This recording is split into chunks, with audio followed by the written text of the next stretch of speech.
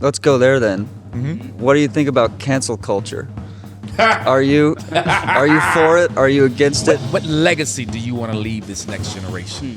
20 seconds to give me your best piece of advice to 20-year-olds sitting in their office having a quarter-life crisis.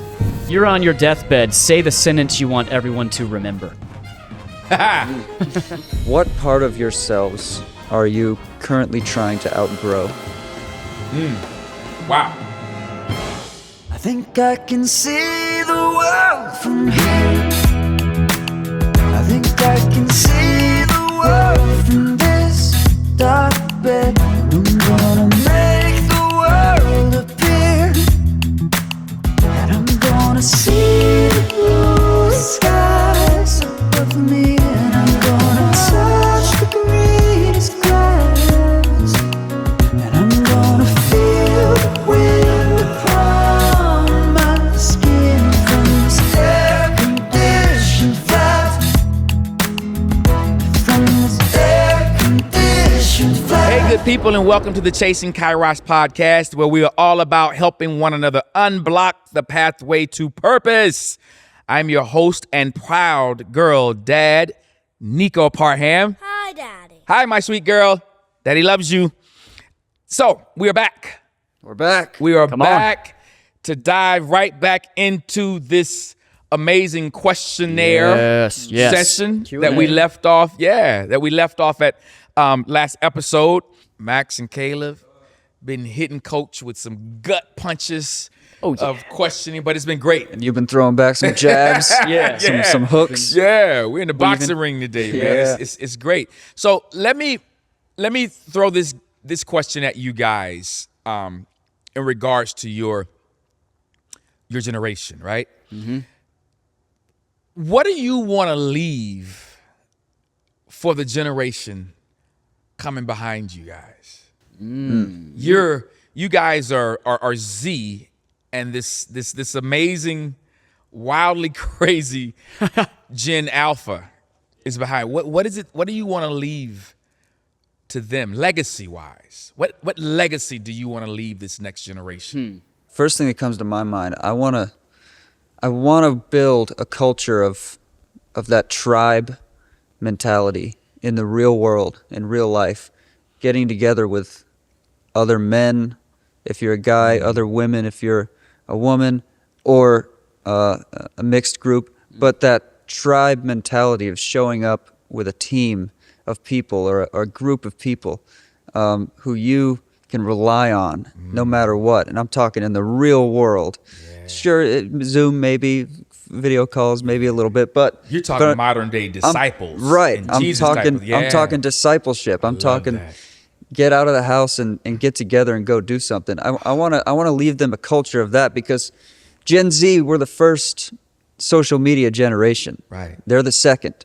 So we have something we can offer a little bit here after a few years of living with it. Sure. And I think we could sort of show them, we can set a model for how to use social media a little bit, Yeah. use it wisely. Yeah.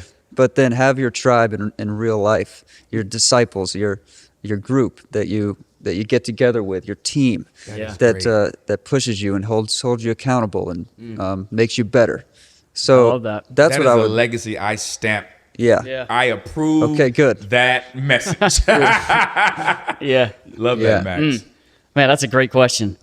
I wish I had more time to think about it. Well, you What- don't. Yeah. Mine's a little more niche, I think, because I really relate to this.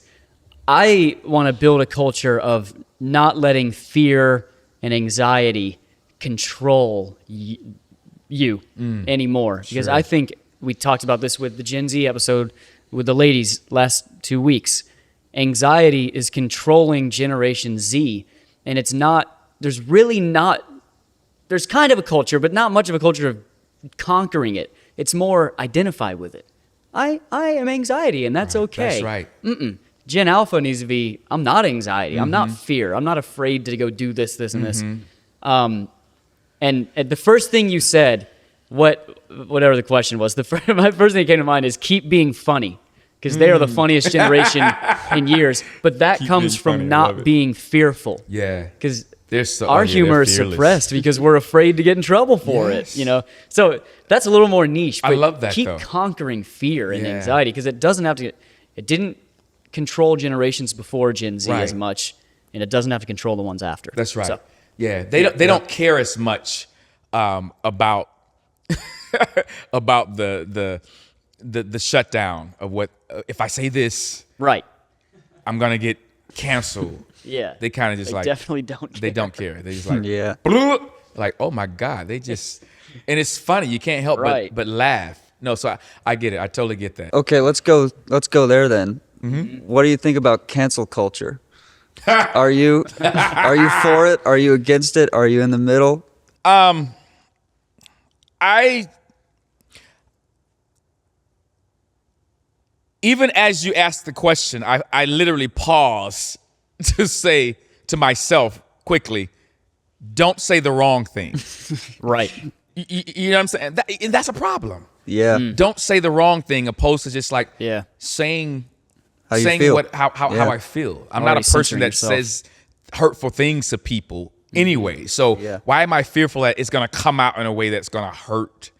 Or it's that caution of like, I don't want anyone to be upset with me, upset with us on the Chasing Kairos podcast. So be careful. Like, Yeah. Yeah. listen, man, I'm from a generation that grew up on television laughing at Archie Bunker and George Jefferson's ridiculously funny humor regarding race and the likes. I grew up on that. It didn't make me more racist or more hateful towards any group of people. What it did was showed me the foolishness in it. Yeah. Yeah. Yeah. I would look at Archie Bunker, and we watched Archie Bunker All in the Family as a family. Yeah. And the remarkably indifferent things this man would say, oh my God, it was ridiculous. It was so crazy. Like, oh my, he said that. And we were cracking up laughing, not at the pain it caused someone else. We were laughing at the foolishness of it. I love what they did with TV shows back then because they literally brought it to surface to make you see, as an audience, you felt like that is so ridiculous that they're saying that that George's viewpoint is that. That is ridiculous. And we laughed about it. It didn't make us feel this sense of like, oh my God, how could he say that? How dare he say that? Yeah. You know what I'm saying? If anything, the thing that made me feel a little bit of that sense of like, in my gut was how he would talk to Edith. And I was like, oh wow, he just talked to her in such a horrible, nasty way. You know? It was that human stuff, Yeah, not the things now that we look at like, oh, this person made some really funny jokes on race and gender and things in their stand-up act 12 years ago. I think we should really investigate that person. Yeah. Really? We should? I think you need to be investigated. I said it. Uh-oh. I think you need to be investigated for judging a space that's supposed to be free and bring laughter and bring joy. Because I have comedian friends, and I can tell you this, none of them have comedy where they're intentionally trying to hurt someone. I have artists in my peer group who are writers of TV and film like myself. They write things that our culture now may find as very jaw-dropping. How dare. When I'm looking at it, it's like, no, they wrote a real live human experience. Do I believe that human experience happens? Yes, I do. Let them talk about it so that we can talk about it in a real space like this, and us find some understanding in one another, even if we don't accept one another, but we understand. We're in a culture right now where even CeCe Winans, my God, this woman is beloved all over the globe, singing gospel music. And she's been verbally crucified over the past few weeks because her stance in who she voted for in this last presidential race. Got annihilated. Cancel her. What? I will not. I love CeCe Winans. She can vote for who she well pleases, as long as she keep bringing us that great gospel music that gets me that much closer to God every time I listen. After the awards a couple of weeks ago, people were going in on Kirk Franklin. Yeah. And I'm like, wow, I'm a Christian. I believe in the gospel of Jesus Christ. I don't think Kirk is this perfect human being who I believe preaches gospel in his form of gospel music that certainly helped me in my life as a youngster in New York, walking around to film school, to theater school, day by day, stomping through the streets of New York in my Timbs and baggy jeans and my headphones on, listening to Kirk Franklin and his new wave gospel music. It changed my life. It helped me.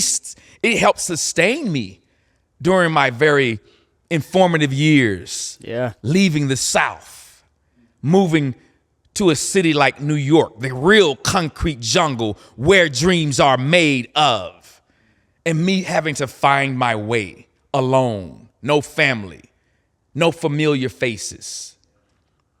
How dare we judge him and his journey?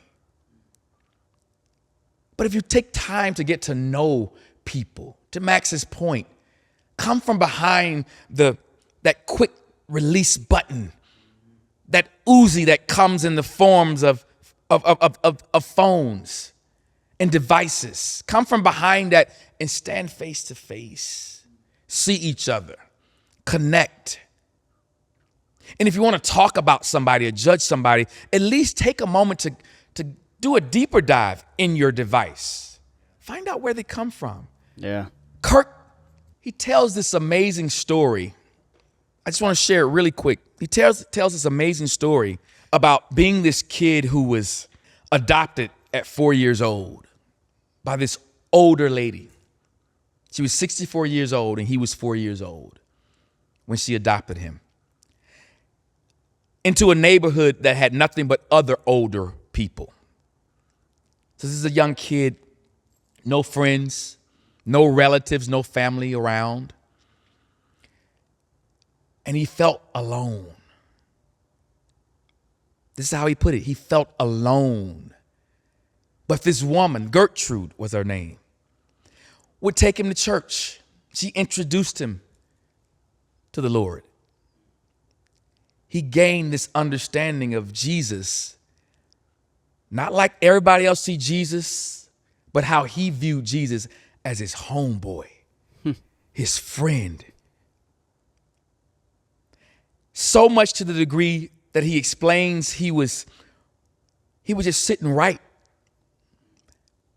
songs, letters to Jesus because he got to know about this guy who went on this journey with this group of cats in the Bible. And he fell in love with the stories of this man, his homeboy, his friend, because he had no other friends. But he explained what he did have was an old rugged, ragged, beat up piano in Gertrude's house that he started playing. And he started writing songs on that raggedy piano to Jesus, his homeboy. That's the music of that little boy that we get to hear and get blessed with now. But we want to judge what he wears. We want to judge that he twerked in this environment. We want to judge that he did.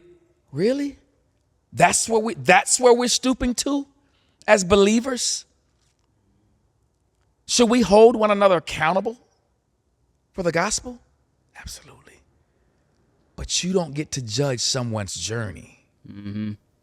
You don't get to talk about someone when you don't have the slightest clue what they've gone through. Yeah. This is a man who can admit his insecurities. Someone came into his space. Young artist, he said. Some YGs came into his space where he had all of his Grammys. 20, by the way. Wow. Crazy. Let me just go ahead and Racking 'em up. give that disclaimer. 20 Grammys, right? He's accumulated over the years, over his career. And this artist, young artist, comes into his space and they're like, "Oh, OG, how you get this success?" And he pauses and looks at the kid and he's like, "I gotta answer this for real." And he says, "I'm too insecure to allow you to forget me." Mm-hmm. Wow. I'm too insecure to allow you to forget me. Yeah. That's crazy. Mind blowing. Yeah. His truth. Yeah. You know what else he said that blew my mind? Because I have friends who have been adopted, right? And he tells the story of how he overheard his birth mother talking to his adopted mother. And she was yelling at her and telling her, like, I didn't want to put him up for adoption. I wanted to abort him. You wouldn't let me, right? He's hearing his birth mother say this to his adopted mother. Mm-mm. He's left with that impression all of his life. And then he learned through therapy as he got older, this thing that blew my mind. He said, you want to know what the difference between an adoptive kid and a kid who's been aborted? The adoptive kid gets to live knowing that he was never wanted. Yeah, that's talk about insecurity. That's crazy. Yeah. That's like that. And it lets you understand why he would say to that young G. Exactly. Yeah. Why he Exactly. said it. That's his journey. Yeah. Wow. Yeah. But we want to sit back And judge. as Christians at that and judge that Yeah. as if you don't have your own Exactly. journey and story of why you're insecure, or is it that you're just still not in a place to admit your Yep. insecurities? You're avoiding all your flaws. Though we all have them, right? Yep. Wow. We talked about Christians judging other Christians. It's just you're not willing to look at your own journey. You're not willing to look at your own journey. It's crazy. Yeah, but I think the judgment in life, period, it's huge. It's exactly why, you guys, when you talk about, social media, why you don't want to, you feel like saying this, but you say but you turn off what you want to say and you just say, like, well, if I was by myself, I was with my homeboys, I'd say this, but I'm not going to say it, here. If I was over here, I would say this. Why can't you say it there? I get it. Mm-hmm. I get it. We don't want to be judged. No one who wants to be judged. Yeah. Yeah. Who wants to be judged? So do you share your opinion or do you keep it to yourself? Yeah. Happy day, family and friends. You know who you are. If not, here's how you can tell. You're a friend if you casually tune in for the chase. And that's okay. We love that. but your family if you tune in and you subscribe to The Chase. Because you know how it goes. There are little perks that comes with being family, right? So go ahead and hit that subscribe button and follow The Chase. And if this episode impacts you in any way, form, or fashion today, please don't hesitate to pass it along to the people you say you love and you care about. All right? Why? Because that's what family does. Let's get to chasing. See you at the reunion. We love to classify, people because they've done this or said this as toxic, right? And I get it. Don't get me wrong. There's some toxic behavior out there. But for the most part, I think people are just wounded. Yeah. And don't know how to really deal with the wounds, the trauma that they've been held captive with for so long. You have no idea what any person may or may not have gone through in their lives to bring them to this very place, simply to be able to just open their mouths and say, hello, I have this insecurity. Yeah. Please don't judge me. Yeah. That's a very difficult thing to do. That's where Jesus always had compassion. Understanding that my guy is going through something. My sweet girl is going through something. I won't sit down and judge you. Let's go have dinner. Let's go talk. Not for me to change your mind, not for me to invade your privacy, invade you with all of my thoughts of what I feel about a thing. Let's just have a conversation and talk and sit and chill and break bread and let me share me with you. Yeah. And you can do the same. And I promise I won't judge you. Imagine how wonderful.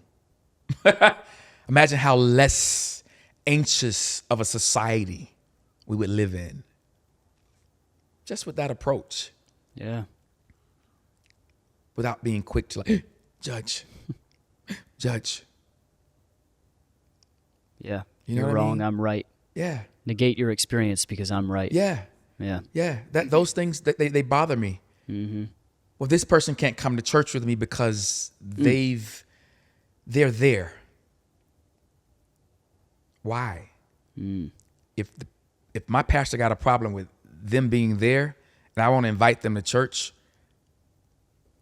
my pastor has a problem that needs to be addressed.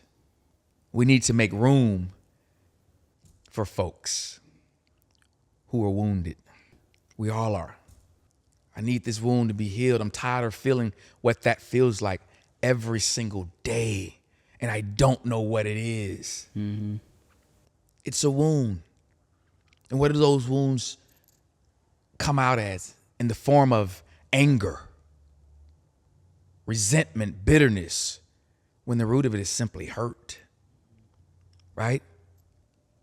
You try to roll up on a wounded dog, he will give you a piece of his business because he's been wounded. He don't trust you. That's most of our problem.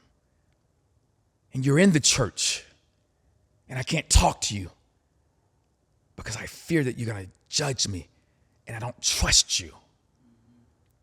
What are we supposed to tell our young folks, you guys, other than y'all so unchurched, you just don't like to talk about God? Well, no. You do like to talk about God. I'm surrounded by young people every day of my life. It's why I hang out with y'all. You're eager to talk about God, the truth of the matter of God, and God's story of love. Y'all make it very simple. We complicate it. Story of God's love. God created man. Man decided to to flee from God. God is doing everything he can to chase after you to bring you back to him. Basic 3-parter right there. Mm-hmm. Yeah. We want to complicate it. Yeah. Your identity, and you're this, and you're that, and you should know better, and all this. We want to complicate it. When the message of the gospel is God simply wants you to return to him.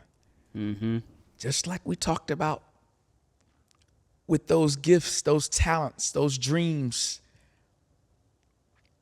the ambitions we have. He gave them to us. Give them back to him and watch what he does with them.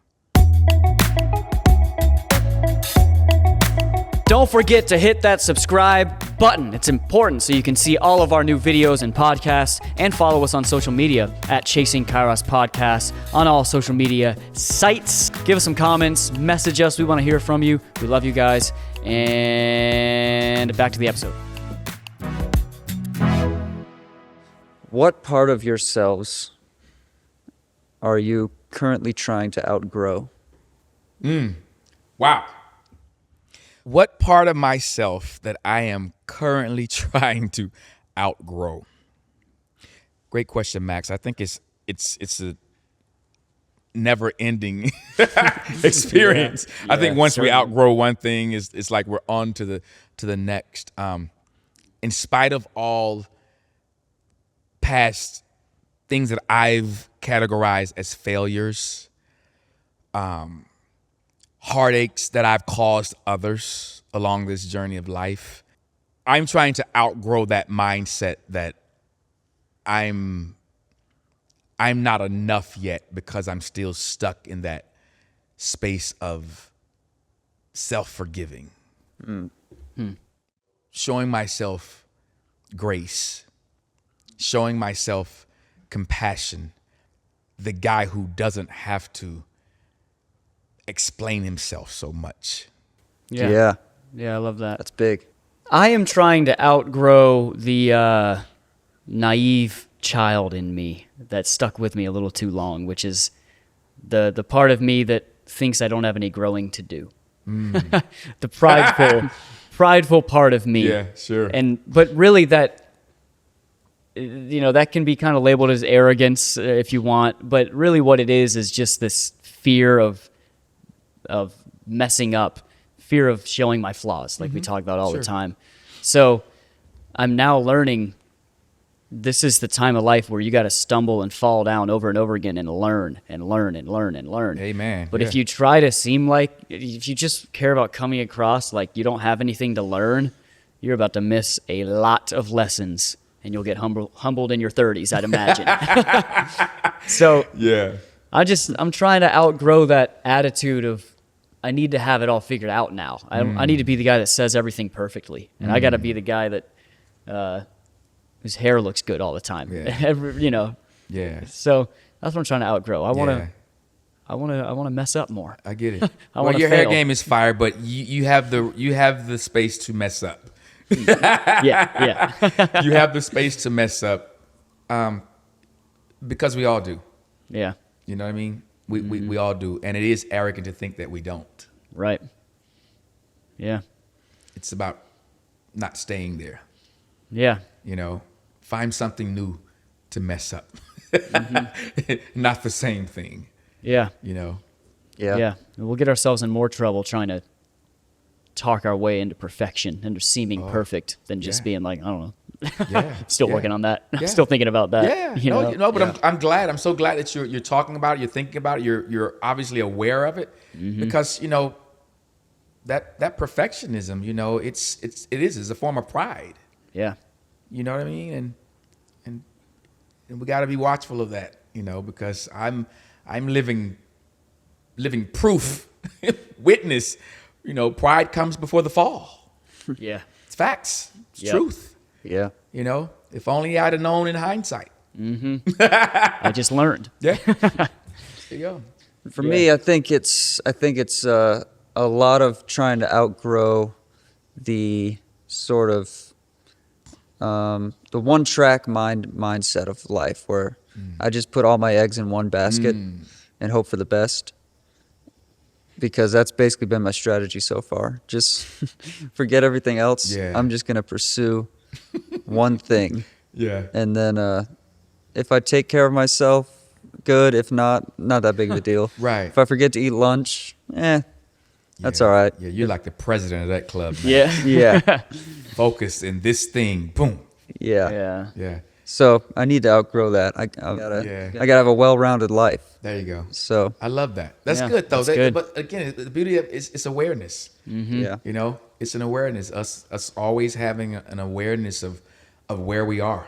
It's the discovery of it all. Yeah. You know, it's a self-discovery. Yeah. Caleb, you got some rapido. Oh, yes. Yeah. Rapid questions. Rapid questions. Yeah. We recently had a Gen Z episode where we had 3 Gen Zers on, and that sparked a lot of debate. Sparked a lot of debate. Yes, a lot it of did. people were hating on Gen Z, and I don't like that. So let's. I have a little fun question I want to ask Neko and Max. You have 20 seconds to defend Gen Z. 3, 2, 1, go. Wow. Gen Z is a remarkable generation. They have the ability to put perspective on life like no other generation I've ever known. It was said that they understand voice versus just being loud. I love that. Yeah. I think you got it. Nice. You want to try one? You don't have to. 'Cause you Yeah. are Gen Z. I don't need 20 seconds though. 3, 2, 1, go. Espresso by Sabrina Carpenter. Yes. It's a banger. That I'm is what I'm sorry. talking about. love It's a banger. I love it. All right, this one hits home for me. 20 seconds to give me your best piece of advice to 20-year-olds sitting in their office having a quarter-life crisis. Pause, breathe. There's power in breathing. It's the first thing we come into this world with, the last thing we leave with. And then ask yourself the MINS, the MINS. What is the most important next step? I love that. That's simple. You want to take one? I mean, 10 seconds of thinking, 20 seconds of talking. Listen to the Chasing Kairos podcast because Hey. it sounds like this person's missing their purpose. Quarter life crisis usually reveals that you've lost touch with your mission in life. So I'm not saying quit the job. I'm not saying do something else, but you do have to find your purpose, and that'll tell you what to do. Yeah. You're on your deathbed. Say the sentence you want everyone to remember. Boy, was that fun. Wow. That's a good one. Okay. Boy, was that fun. Yeah. I love that. I check up out of here. Yeah. Know that Neko had a good time. Yeah. Yeah. I like that. I'm serious. I like that. Don't think about my struggles and my that stuff. That boy had a fun living life. I'm serious. Yeah. Yeah. All right, Max, you got a believe it. sentence? Get someone play Sabrina Carpenter Espresso. So it's the last thing I hear Really before I likes that die. song. I have to listen to that now. Woo, guys, this has been so much fun. So much has. fun. Questions coming. You hit me out the wazoo with some great ones. I hope that you leave with a sense of challenge for yourselves. I certainly do. For sure. Your questions make me more aware of where I am. They've certainly brought a sense of discovery to me today. They've certainly led me even that much closer to, just identifying my purpose and why it is what it is, So for that, thank you. You Yes. too. Family, you guys out there, we hope that today's conversation has brought you that much more aware of where you are. I hope that you actually will pause, go back and listen to this episode again and actually consider all of those questions that were asked and think about them for yourself and see how they actually probe you closer and closer to figuring out what your purpose is. realizing those kairos moments along your journey that you've compiled along the way. That's my hope and prayer for you. And here's a little something we want you to remember. You matter, and you have so much to offer to this world. So keep chasing your kairos, because soon it's going to be chasing you. See you next time.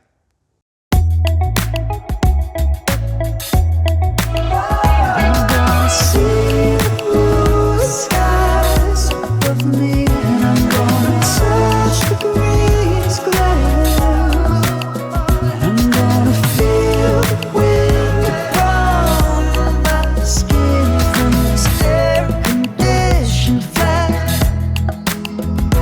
from this air-conditioned flat.